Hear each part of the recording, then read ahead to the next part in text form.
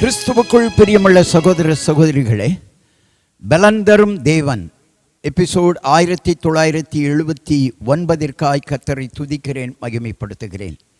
இந்த நாளிலும் லூக்கா எழுதின சுவிசேஷம் 22ஆம் அதிகாரம் 10வது வசனம்.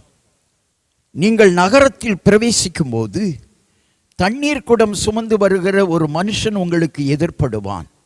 நீங்கள் அவனுக்கு பின் சென்று அவன் போகும் வீட்டிற்குள் நீங்களும் போய் அந்த வீட்டு எஜமானை நோக்கி, நான் என் சீசரோடு பஸ்காவை புசிக்கிறதற்கு தகுதியான இடம் எங்கே என்று போதகர் உம்மிடத்தில் கேட்கச் சொன்னார் என்று சொல்லுங்கள்.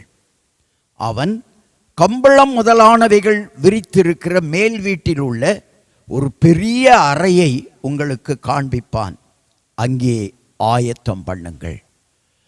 பஸ்காவை புசிப்பதற்கு ஆயத்தமாக வேண்டும். நாம் திருவிருந்து எடுக்கிறோம்,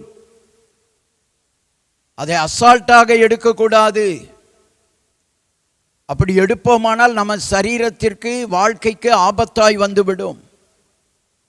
ஆயத்தமாய் திருவிருந்திலே கலந்து கொள்ள வேண்டும்.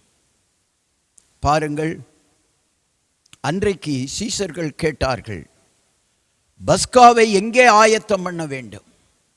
சொன்னார், பிரவேசிக்கிற பொழுது, நகரத்தில் பிரவேசிக்கிற பொழுது எதிர்ப்படுகிறவனிடத்தில் கேளுங்கள். அப்ப ஜாக்கிரதையாய் உங்கள் பிரயாணம் இருக்கணும். நிறைய பேர் எதிர்ப்படுவார்கள். ஆனால் ஆண்டவர் கேட்க சொன்னது யாரிடம் என்ற ஞானம் உங்களுக்கு வெளிப்படுத்தப்பட்டிருக்க வேண்டும். அப்படி எதிர்ப்படுகிறவனிடத்தில் கேட்கிற பொழுது அவன் தன்னுடைய வீட்டின் மேலறையை காண்பிப்பான். இயேசு அங்கே பஸ்காவை ஆயத்தம் படுத்தினார். 12 அப்போஸ்தலர்களும் அங்கே பந்தி இருந்தார்கள்.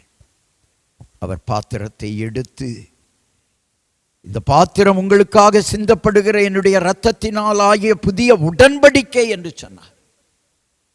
பஸ்காவிலே ஒரு புதிய உடன்படிக்கையை ஏற்படுத்தினார்.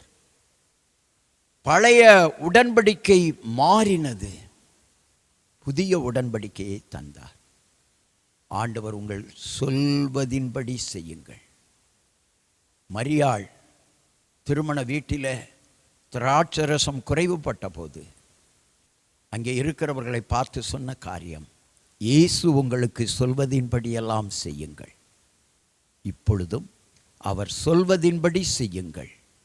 அவருடைய இரத்தமும் அவருடைய சரீரமாகிய அப்பமும் நமக்கு ஒரு புதிய உடன்படிக்கையை தரும்.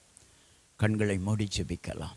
எங்களை நேசிக்கிற நல்ல தகப்பனே, புதிய உடன்படிக்கையை நீர் தந்திருக்கிறீர் ஐயா. பஸ்காவை ஆயத்தம் பண்ண ஒரு நல்ல இடத்தை தந்திருக்கிறீர்.